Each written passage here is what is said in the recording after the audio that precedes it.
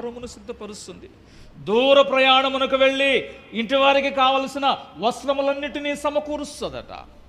ఆమెను గురించి గ్రామ పెద్దలు పొలిమేరల్లో బహిరంగ సభలలో కూర్చుని ఆమెను గురించి ఏం చేస్తారంటే కొనియాడతారట. ఫలానా వారి కోడలు ఎంత మంచిది, ఆమె నడకెంత శ్రేష్టమైనది, ఆమె ఎంత ధన్యురాలు, భర్త విషయంలో, పిల్లల విషయంలో, అత్తమామ విషయాలలో ఆమె ఎంత చక్కగా ప్రవర్తిస్తుంది అని చెప్పి ఆమెను గురించి గ్రామ పెద్దలు అందరూ ఆమెను గురించి ఏం చేస్తారంటే కొనియాడతారట.